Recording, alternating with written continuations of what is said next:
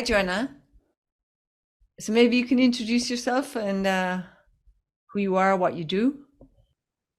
Yeah, sure. So my name is Joanna, and I live in Canada, but I'm originally from Belgium, and I have a long career within the humanitarian work industry, mainly at the ICRC within the Red Cross movement. So I have many years of work in the field, as well as at the headquarters in Geneva, and during the last years, I have more like national Red Cross experience working on international programs for the Canadian Red Cross here in Canada. And I also have a functional medicine practice. Can you can you tell us a bit about functional medicine? Absolutely. So functional medicine is really a form of holistic therapy that's about getting to the root cause of disease.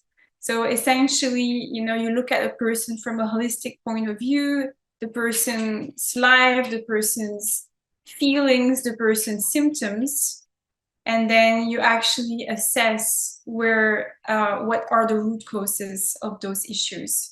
So it's essentially a very much like biochemistry, like looking at the physiology, but also looking at more esoteric parts where we of course look at any trauma or bad experiences the person may have come through in their life, and that may have impacted their health. Okay, so we'll circle back to that in a minute, but if you could continue to tell us about who you are and especially what you're doing with Humanicare. Absolutely. So I have this project Humanicare that I actually started last year. More like it really started out of a need to do something about burnout within the humanitarian industry. Simply because I myself suffered a very bad burnout, really related to a lot of trauma in doing the work, a lot of stress, a lot of workload, and essentially, and then also just like forgetting about my private life, just kind of losing that balance in my life. And so I started this project as a pilot last year. It was like a 4 months pilot where I actually had participants go through some sort of a process where every month I would unlock some content to help them self-develop essentially. So I would look at things from a functional medicine perspective, so help them with specific health issues related to burnout, stress and anxiety and trauma. And I would have also like life coaching parts, which wasn't given by me, but by other professionals within the humanitarian industry.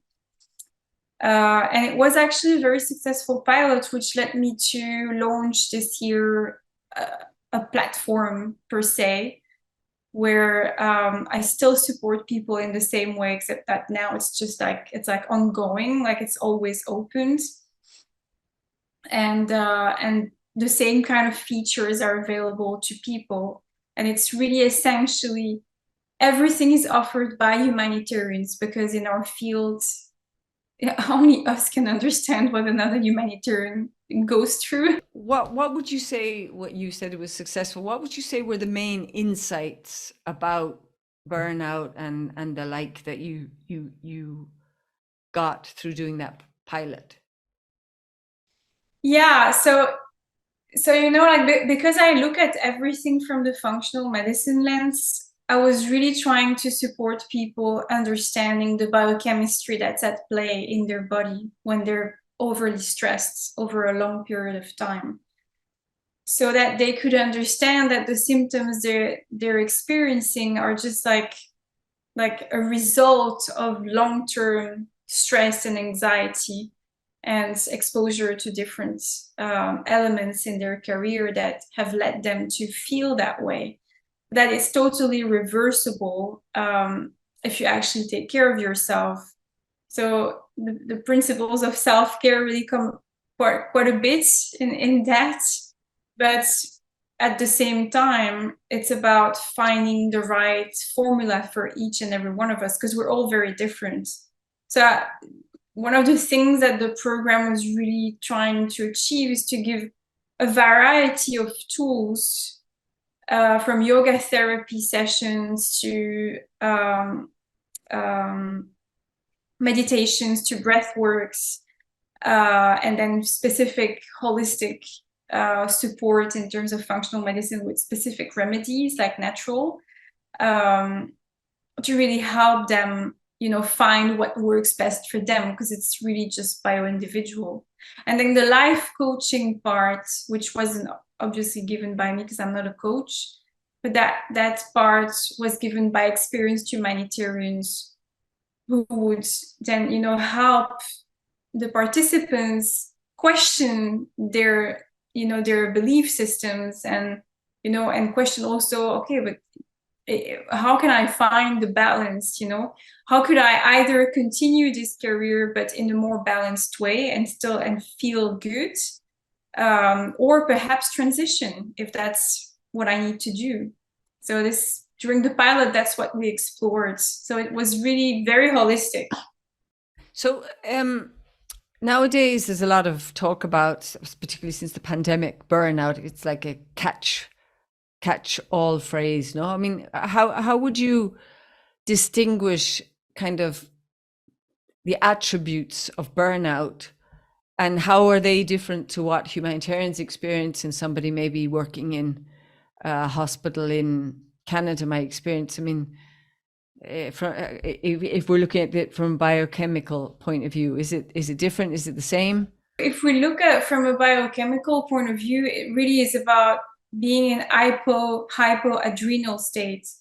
So your cortisol levels are rock bottom, and you're not able to raise them anymore. So that's why we say burnt out, because you're just like, you don't even have the cortisol you need to wake up in the morning and to actually have the energy to get up of your bed. So from a biochemical point of view, that's really what I mean when I say burnout, because it's true that a lot of people will say, oh, I feel burnt out, but they're not actually burnt out. They're experiencing a lot of stress, but perhaps they're just not there yet. And it takes a lot. I mean, it depends on the people. Obviously, it's all very bio-individual, but it can take years to get to a point of burnout.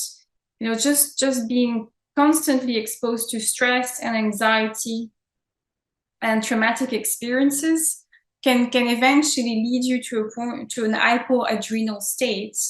And then from there, it's only rest and proper support can help you just recover your base when it comes to cortisol. Because it's funny also, because cortisol's got this bad name in time because of burnout, but actually it's what allows us to survive. We need cortisol to thrive.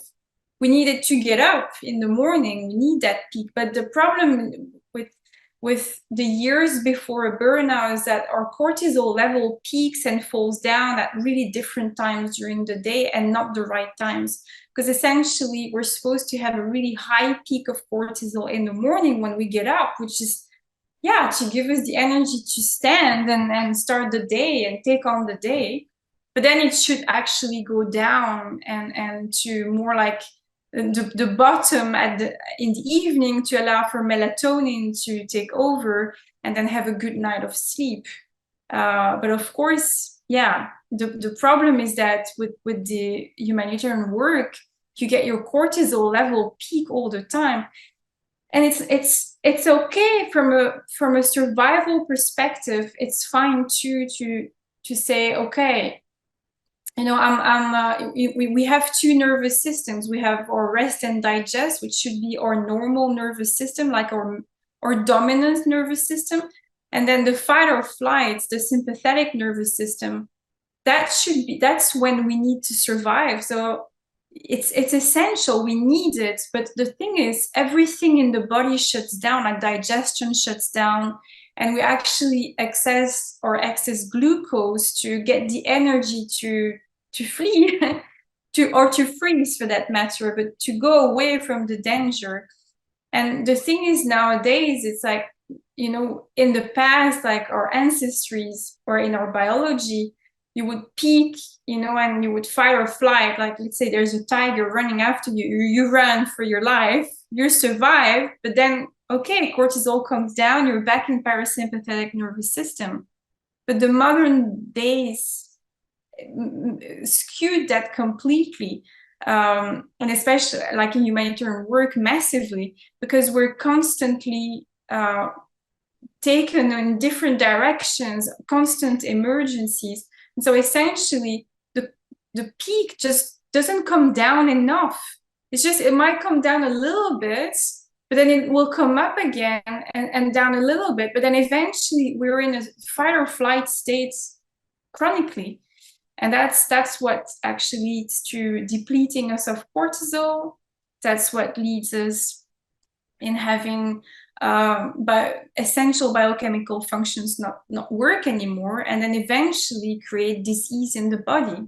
I mean, what are the implications of this? Because I don't think enough people know about this. No, everybody talks, as you said, about burnout. Everybody kind of has an inkling about the parasympathetic fight flight, except, but very rudimentary, right? And not in the terms that you've just explained, which I think are very revealing and helpful. So what do you think should be done? No, is my first question. In the humanitarian industry, as you called it, for example, in your video, no? So that more people understand this before they even go there. That would be my first question. And then how should they recognize the signs would be my second question. And my third question, and I'll stop there, would be, what about national staff who are constantly living in the context and not able to come back or go on R&R and everything? What should they be doing so they don't get into disease? Yeah, no, those are good questions. I think, you know, people need to, within the industry, there's definitely a need to recognize the need for rest. And I think there's too many people still to these days who take pride in not taking their compensations, not taking their holidays, and saying, yeah, you know, they're tough, they're strong, and they kind of brag about it. But at the same time, they're exhausting their body. So I think, first of all, organizations themselves should have clear rules that those compensations have to be taken. This mentality has to stop. But beyond that, I really believe in leading by example. So culture, for me, is an essential piece of this puzzle.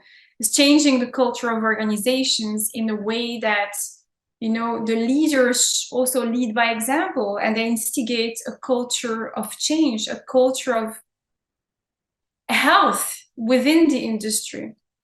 Also simply because I don't believe we can be of service to anybody if we're not healthy ourselves. So, you know, it's also about investigating the reasons behind us doing this job and what we're trying to achieve, what's our purpose. And I think within the industry, not enough is done, you know, at the very start when someone starts his or her career.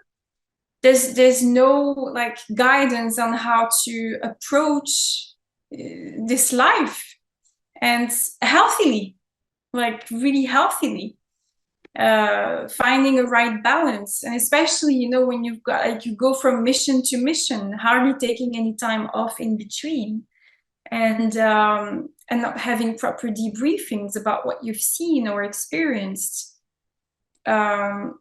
It's so sad that, and I have done it myself, but when you don't have the right support, you become sarcastic.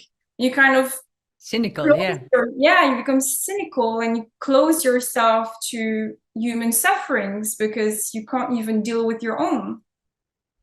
You know, beside the culture, there's really a need to recognize that when you have symptoms, when you start having symptoms in your body, whether it is a headache or a stomach cramp or whatever else, like difficulty to sleep, a recurrent sinusitis, like, you know, like recurrent colds. All of those things are signs that something's wrong in your body. So I think it's really learning to recognize the signs first in our body, reconnect to the body, and not just ignore that we're getting sick all the time or ignore that we don't sleep. So I think that would be really something at the individual level, you know, very basic that people could do.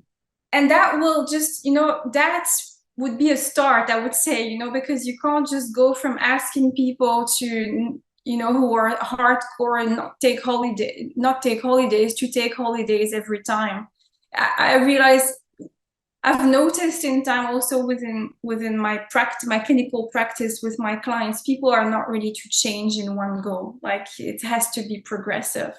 So I think just starting there to just recognize what symptoms you're dealing with on a daily basis and just kind of take stock of that, and realizing that your body might be tired and might need a bit of rest may trigger more like, okay, I need to self-care, I need to take maybe time off.